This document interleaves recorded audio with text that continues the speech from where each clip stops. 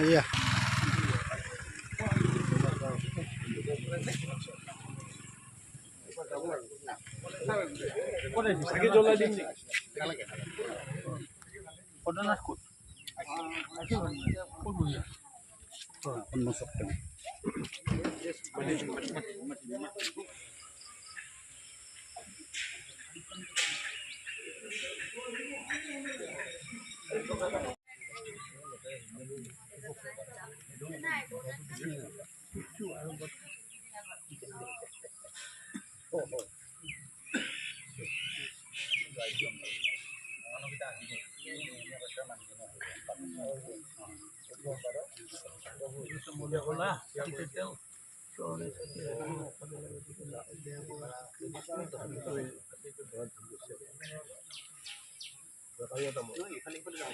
লাগছে লাগছে লাগছে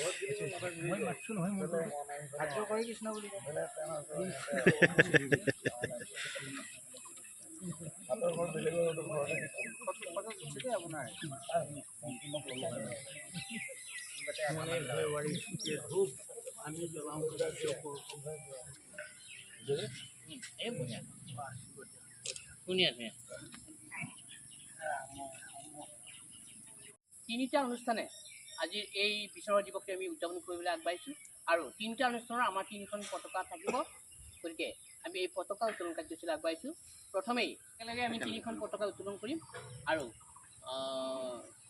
পতাকা তিনিগৰাকী পতাকা উত্তোলক অৰ্থাৎ আমাৰ সুবিধা বিশ্ব সাহিত্য সভাৰ সভাপতি সন্মানীয় গৌৰৱ ডেকাদেৱ আমাৰ জনগোষ্ঠীয় সাংস্কৃতিক ঐক্য মঞ্চৰ ওদালগুৰি জিলা সমিতিৰ সভাপতি সন্মানীয় কৃষ্ণ বৰদেৱ আৰু লগতে আমাৰ বিশ্ববিদ্যালয় সাংস্কৃতিক গোষ্ঠীৰ সভাপতি সন্মানীয়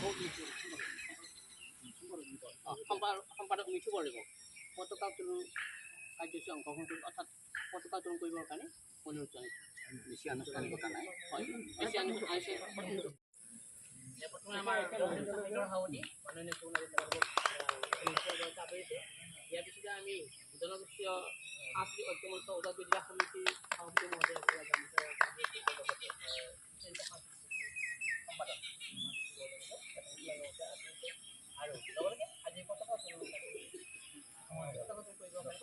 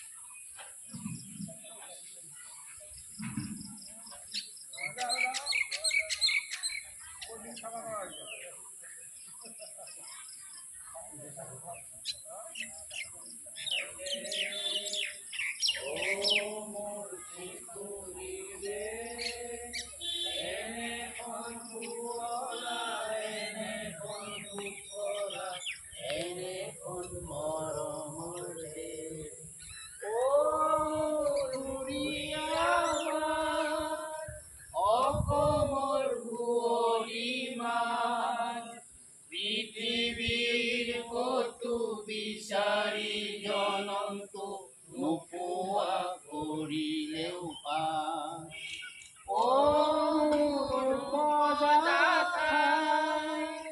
ও মোৰ অসমীয়াই চাই ৰয় বাৰ মুকনি এবাৰ হেঁপাহ মোৰ পলোৱা নাই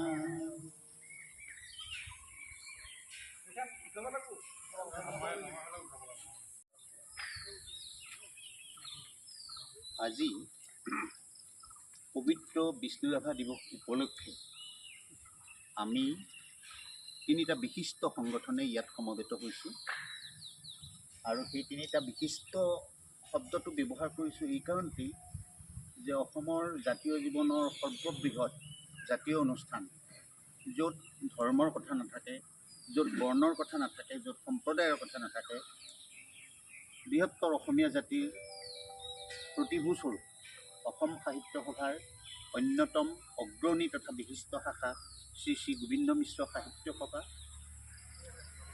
জনগোষ্ঠীয় সাংস্কৃতিক ঐক্য মঞ্চ নামৰ এটা নতুন সংগঠন, বৰ বেছিদিন হোৱা নাই।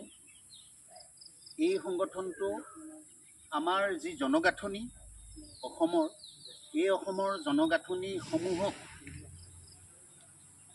বিভিন্ন কলা সংস্কৃতিৰে আগবঢ়াই নিয়াৰ ক্ষেত্ৰত প্ৰতিটো গোষ্ঠীয়ে কাম কৰি আছে আৰু সেই জনগোষ্ঠীসমূহক একতাৰ দোলেৰে বান্ধি জনগোষ্ঠীয় সাংস্কৃতিক ঐক্য স্থাপন কৰি বৃহত্তৰ অসমীয়া জাতিক আগবঢ়াই নিয়াৰ সপোন গঢ়ি যিটো সংগঠনে জনগোষ্ঠীয় সাংস্কৃতিক ঐক্য মঞ্চ নামেৰে পৰিচিত হৈ অসমৰ জাতীয় জীৱনলৈ সেৱা আগবঢ়াবলৈ আৰম্ভ কৰিছে, সেই সংগঠনটো ওদালগুৰি জিলা সমিতি আৰু লগতে অবিভক্ত দৰং জিলাৰ বিশিষ্ট সাংস্কৃতিক সংগঠন বিষ্ণুজ্যোতি সাংস্কৃতিক গোষ্ঠীয়ে, যাৰ এটা নিজস্ব পৰিচয় আছে, নিজস্ব এটা ঐতিহ্য আছে।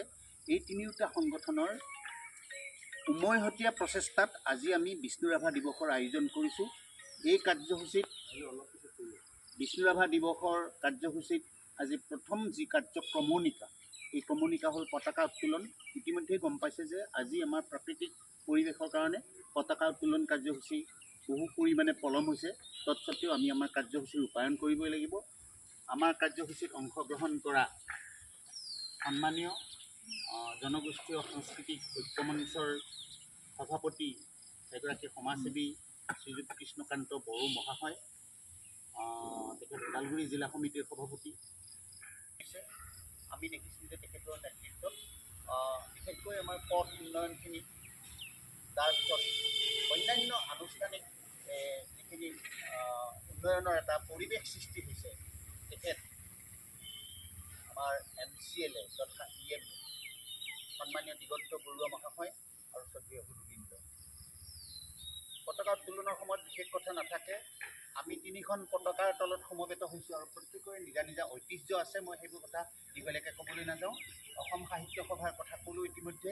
জনগোষ্ঠীয় সাংস্কৃতিক ঐক্য মঞ্চই আমাৰ অসমত যিমানবিলাক জনগোষ্ঠী আছে, ই বড়ো হওক, ৰাভা হওক, ই মিচিং হওক, কাৰ্বি হওক, ডিমাচা হওক, কোচ ৰাজবংশী হওক, দেউৰী হওক, সোণোৱাল, ৰূপোৱাল, ঠেঙাল ইত্যাদি ইত্যাদি যিমানবিলাক জনগোষ্ঠী আছে, এই জনগোষ্ঠীসমূহৰ নিজস্ব সংস্কৃতি আছে আৰু সেই সংস্কৃতিসমূহৰ ঐক্যবদ্ধ সংগ্ৰামেৰে জাতিটোক আগুৱাই নিয়াৰ যি সপোন দেখিছে, সেই সপোনক বাস্তৱিত কৰিবলৈ এখন তেওঁলোকে পতাকা তৈয়াৰ কৰিছে। সেই পতাকাৰ তলত আমি সমবেত হৈছোঁ।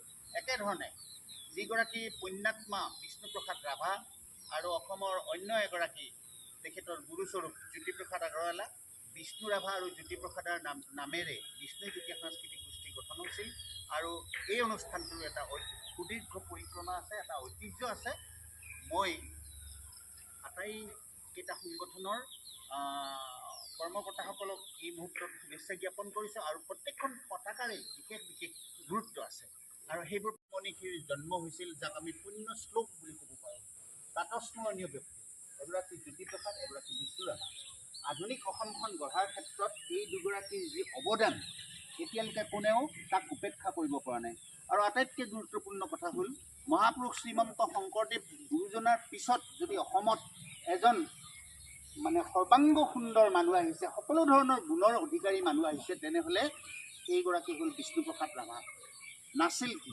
গীতিকাৰ, সুৰকাৰ, নিজে এগৰাকী গায়ক, নিজে এগৰাকী সংগীত পৰিচালক, আছিল অভিনেতা।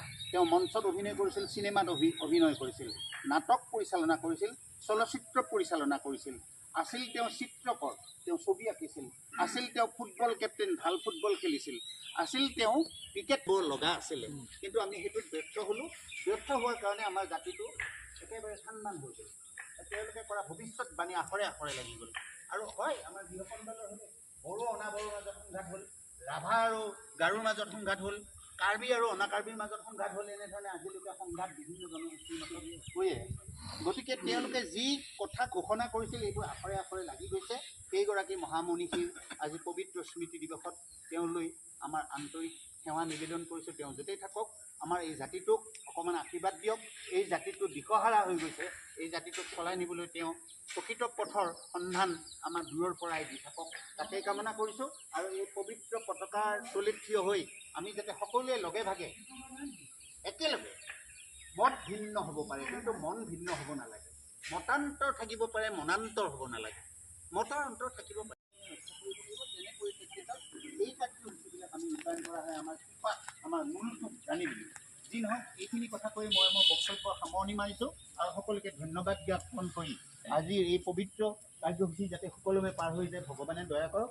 আৰু এই শিল্পীগৰাকী আমাৰ আশীৰ্বাদ দিয়ক, এই মহামনীষীগৰাকী আমাৰ আশীৰ্বাদ দিয়ক, তেওঁৰ পথে যেন আমি অগ্ৰসৰ হৈ যাব পাৰোঁ। ধন্যবাদ। আমাৰ এগৰাকী সক্ৰিয় সদস্য সন্মানীয় শৰৎ বৰদলৈ আৰু লগতে তেখেতক বেদী চাকি জ্বলালেই উন্মোচিত হৈ যাব, আপুনি চাকি গছি জ্বলাই দিলে।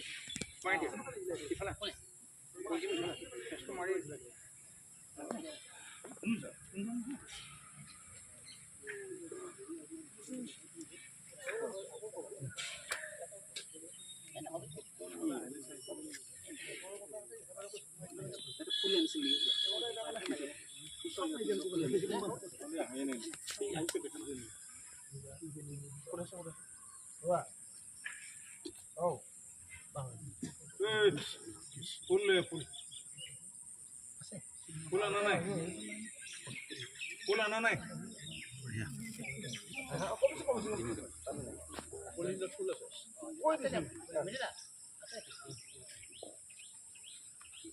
ফুল দিয়ক।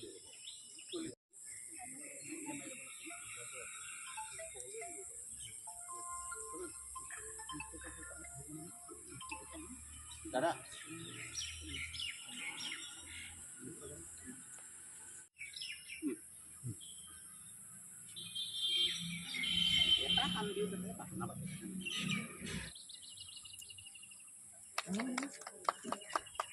আৰু লগে লগে তেখেতক মাল্যৰ্পণ কাৰ্যসূচী ৰূপায়ণ কৰিবলৈ সহায় কৰিছে।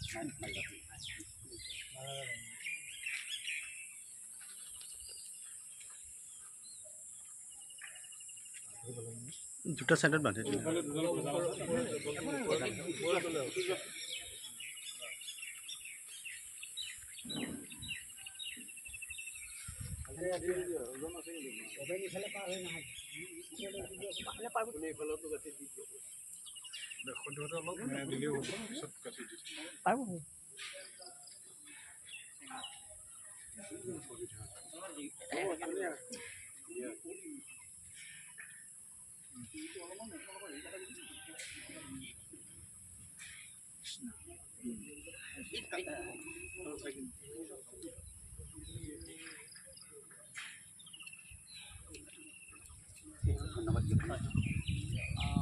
মাল্যাৰ্পক আমাৰ বন্ধুবৰ বংশীমূৰাৰ লগত ধন্যবাদ জনাইছোঁ।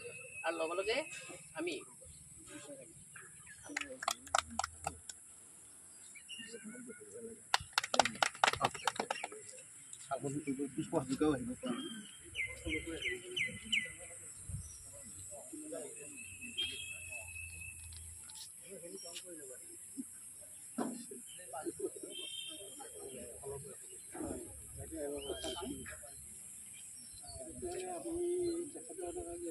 বিষ্ণুৰাভাদেৱৰ যি আজি মৃত্যু তিথি, ৰাভা দিৱসটি আমি খুব সুন্দৰভাৱে পালাগাঁও প্ৰগতিশীল জনমঞ্চত আয়োজন কৰিছোঁ। আৰু এই অনুষ্ঠানত আমাৰ তিনিওটি অনুষ্ঠানৰ সন্মানীয় সভাপতিসকলক মই আন্তৰিকতাৰে ধন্যবাদ জনাইছোঁ যে আমাৰ শিল্পীগৰাকীক সজীৱ কৰি ৰখাৰ কাৰণে আপোনালোকে যি প্ৰয়াস কৰিছে। আৰু অলপ আগতে আমাৰ পতাকা উত্তোলক দ্ৰোণাচাৰ্য ডেকাদেৱে কৈ গ'ল, এই যে এজন শিল্পী যাক নেকি চৰকাৰে এৰেষ্ট কৰাৰ অৰ্ডাৰ দিয়াৰ পাছত আৰু এইজনে এজন শিল্পী যাক নেকি এতিয়া চৰকাৰীভাৱে তেওঁৰ মৃত্যু দিৱস পালন কৰে। ত' তেওঁৰ গুণ আৰু গৰিমাক হয় চৰকাৰীভাৱে তেওঁক এটা সময়ত এৰেষ্ট কৰাৰ অৰ্ডাৰ দিয়াৰ পাছত চৰকাৰে আকৌ তেওঁক যি সন্মান দিছিল। মানুহৰ কৰ্মজীৱনৰ এইটো এটা প্ৰতিফলন, কৰ্ম কৰি অসমীয়া সমাজ সংস্কৃতি ৰক্ষাৰ কাৰণে অসমৰ শিল্পী সত্তাক যি আগুৱাই নিয়াৰ কাৰণে যি প্ৰয়াস কৰিছিল, এই প্ৰয়াসটো সঁচাই আমাৰ উল্লেখনীয় হ'ব। ত' মই আনন্দিত হৈছোঁ। আমাৰ প্ৰগতিশীল জনমঞ্চত আমাৰ গোবিন্দ মিশ্ৰ সাহিত্য জনগোষ্ঠীয় সাংস্কৃতিক সমাৰোহৰ গোষ্ঠীয়ে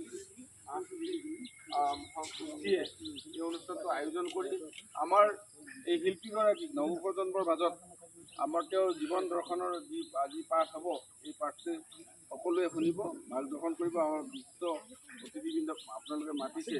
প্ৰতিকূল বতৰ হ'লেও অকণমান পাছত বতৰ ভাল হ'ব। সকলোৱে যাতে এই অনুষ্ঠানটো সুন্দৰ সফলভাৱে ৰূপায়ণ কৰে সেইটো কামনা কৰিল। মোকো এই অনুষ্ঠানত মাতা হৈছিল, কিন্তু মই অকণমান আগতীয়াকৈ আহিলোঁ অনুষ্ঠানত। যি নহওক অনুষ্ঠানটো সফল কামনা কৰিছোঁ আৰু আমাৰ ভৱিষ্যত দিনতো যাতে এই শিল্পীগৰাকীৰ গুণ গৰিমা আমি যাতে আমাৰ এই অঞ্চলৰ ৰাইজক অৱগত কৰিব পাৰোঁ, এই তিনিওটা অনুষ্ঠানে যাতে ভৱিষ্যতেও এনেকুৱা পদক্ষেপ লয় সেইটো মই আশা ৰাখিলোঁ। ধন্যবাদ। সন্মানীয় সভাৰ সভাপতি ৰঙাজান ডেকা ডাঙৰীয়া, জনগোষ্ঠীয় সাংস্কৃতিক ঐক্যমঞ্চ অসম ওদালগুৰি জিলা সমিতিৰ সভাপতি কৃষ্ণ বড়ো ডাঙৰীয়া আৰু বিষ্ণুজ্যোতি সাংস্কৃতিক গোষ্ঠীৰ সন্মানীয় সম্পাদক মিঠু বড়ো ডাঙৰীয়া আৰু লগতে BTC-EM মাননীয় কাৰ্যবাহী সদস্য দিগন্ত বৰুৱা ডাঙৰীয়া আৰু লগতে উপস্থিত ৰাইজ। আচলতে আজি এই স্মৃতি দিৱসটি আমাৰ সকলোৰে শ্ৰদ্ধাৰ শিল্পী কলাগুৰু বিষ্ণুপ্ৰসাদ ৰাভাদেৱৰ আজি এই স্মৃতি দিৱসত মই এজন মাল্যদ্ৰব্য হিচাপে উপস্থিত থাকিব পাৰে নিজকে ধন্য মানিছোঁ। আচলতে এনেকুৱা এটা অনুষ্ঠানৰ কাৰণে মই এজন মাল্যদ্ৰব্য হ'বৰ যোগ্য হয়নে নহয় মই ঠিক নাজানো। তথাপিও এই মহান অনুষ্ঠানটোত নিজকে সংযুক্ত কৰিব পাই নিজকে ধন্য মানিছোঁ আৰু বিষ্ণু ৰাভা দিৱসটি সুকলমে ভালদৰে যাতে পাৰ হৈ যায়।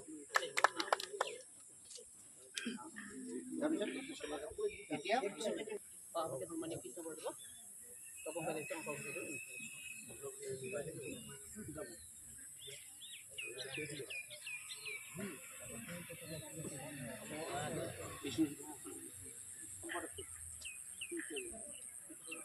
আমাৰ চিত্ৰাংকন অনুষ্ঠানৰ সম্পাদক পৰিচালক কাৰ্যসূচী আমাৰ চিত্ৰাংকন প্ৰতিযোগিতা আছে। এই চিত্ৰাংকন প্ৰতিযোগিতাৰ আমাৰ পৰিচালক মহোদয় আমাৰ লগত আছে, তেখেতকো আমি সকলোৰে চিনাকি কৰিছোঁ আৰু এখনি গামোচাৰে আদৰণি জনাইছোঁ। আমাৰ পৰিচালক তপেশ্বৰ নাথ দেৱ।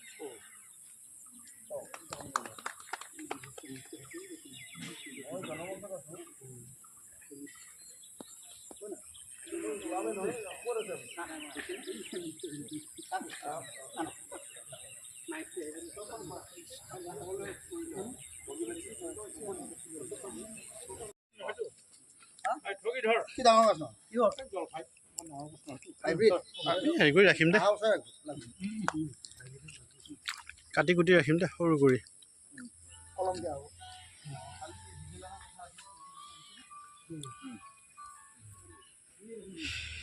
দে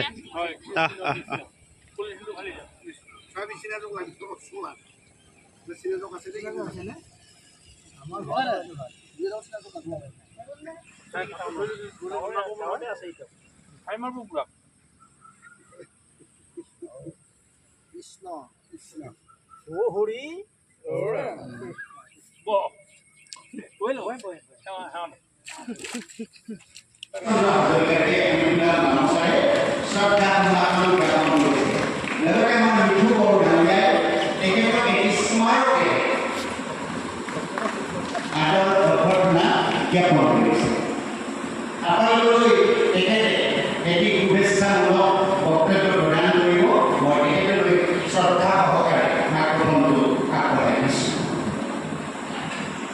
ভাৱে জড়িত মোৰ সন্মুখত উপস্থিত থকা বিষ্ণুজ্যোতি নামেৰে যিটো অনুষ্ঠান তাত কৰ্মকৰ্তাসকল, মই বক্তব্য ৰাখিবলৈ ইচ্ছা কৰা নাই। সেইদিনা প্ৰতিবাদ কৰি কৈছিল এই আজাদী ঝুঠা, যদি সেই তিনিটা বস্তু পূৰণ নহয় এই স্বাধীনতা মিছা স্বাধীনতা বুলি কৈছে। তেতিয়াই কৈছে ৭৫ বছৰ আগত কিমান দূৰদৰ্শী হ'ব সেই মানুহগৰাকী। আজি ভাৰতৰ প্ৰধানমন্ত্ৰীয়ে বাৰে বাৰে কৈ থকা নাইনে 85 কোটি দুখীয়া মানুহক 5 কেজিকে চাউল দি আছে বুলি গৌৰৱ কৰিছে। What is this? দিনক দিনে দুখীয়াৰ পৰা দুখীয়া হৈ গৈছে নেকি ভাৰতীয় মানুহ? 33 কোটি আছিল স্বাধীনতাৰ সময়ত, এতিয়া 140 কোটি মানুহ হোৱাৰ পিছত 85 কোটিয়ে 5 কেজিকে চাউল চৰকাৰৰ পৰা ৰখি থাকিব লাগে। ৰুটি তাৰমানে আমাৰ নাই, ভাত তাৰমানে এতিয়াও আমি নিজে খাব পৰা হোৱা নাই। যদি সেইটোৱে হয়, বঙালসকলৰ নিচিনাই নহয়নে দিল্লীত বহি থাকিলা? তেওঁলোকে যদি শাসন কৰিছে, কিয় 80 কোটি মানুহে 5 কেজি চাউলৰ কাৰণে ৰখি থাকে মা? সেই প্ৰশ্নবিলাককে বিষ্ণু ৰাভাই তেতিয়াই কৰিছিল। মই দুৰ্গাদাস বৰুৱাই কৰা নাই। মই স্বাধীনতা বিচাৰোঁ, সঁচা স্বাধীনতা বিচাৰোঁ, যি স্বাধীনতা আমাক অন্ন বস্ত্ৰ আৰু এটা ঘৰ যাতে আমি সকলোৱে পাওঁ, তাকে কামনা মই সদায় কৰোঁ। ধন্যবাদ।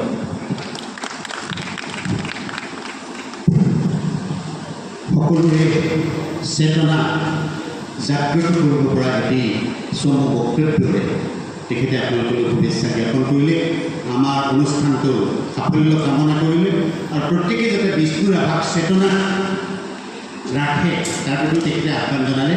মই শ্ৰদ্ধেয় বিধায়কগৰাকীক আন্তৰিক ধন্যবাদ জ্ঞাপন কৰিছোঁ। তেখেতৰ ব্যস্ততাৰ মাজতো আমাৰ এই অনুষ্ঠানলৈ আহি আমাক কৃতজ্ঞতাৰ কাষত আবদ্ধ কৰিছে। মই তেখেতলৈ আন্তৰিক কৃতজ্ঞতাও জ্ঞাপন কৰিছোঁ। প্ৰথমে এখনি গামোচাৰে তেখেতক আন্তৰিক শ্ৰদ্ধা আমি নিবেদন কৰিছোঁ।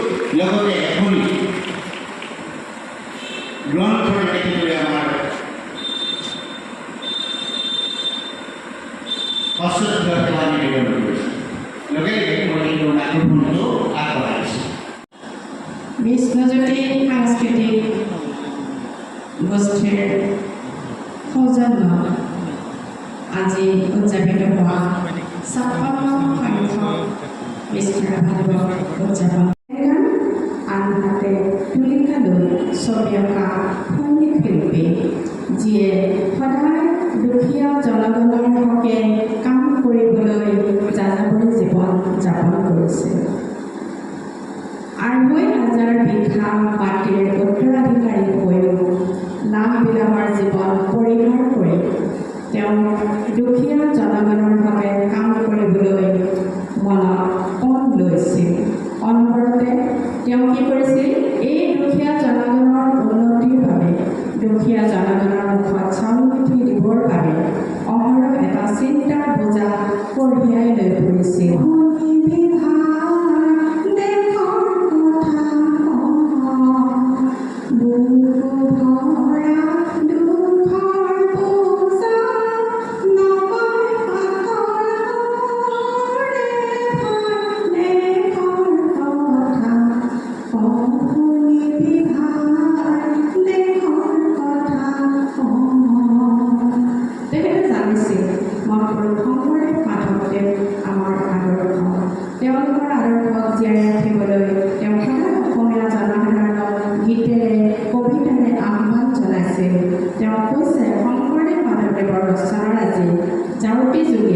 তেওঁ গীতৰ জৰিয়তে কৈছে,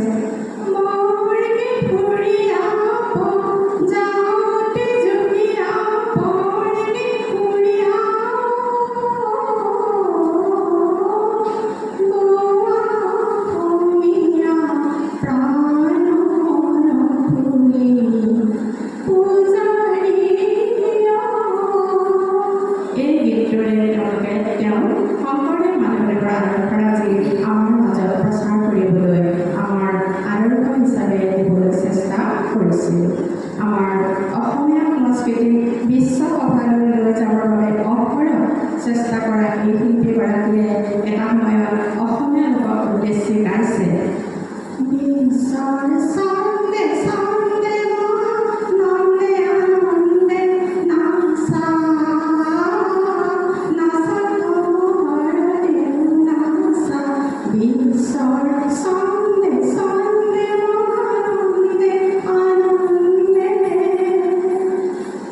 লাভ বিলাহলৈ ইচ্ছা কৰি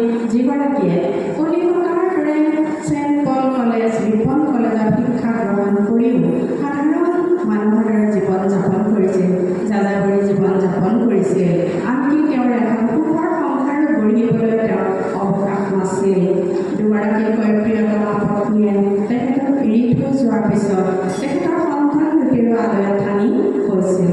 এনেদৰে বিভিন্ন সমস্যা জয় কৰি এই কালজয়ী যুগজয়ী শিল্পীগৰাকীয়ে বিধায়ক হৈও তেওঁ তেজপুৰৰ পৰা বিধায়ক নিৰ্দলীয় হিচাপে বিধায়কৰ নিৰ্বাচন খেলিছিল আৰু জয়ীও হৈছিল।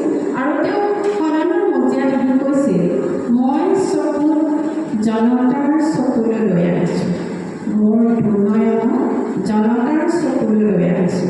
আৰু এই যে জনমঞ্চত বিভিন্ন অনুষ্ঠানৰ জৰিয়তে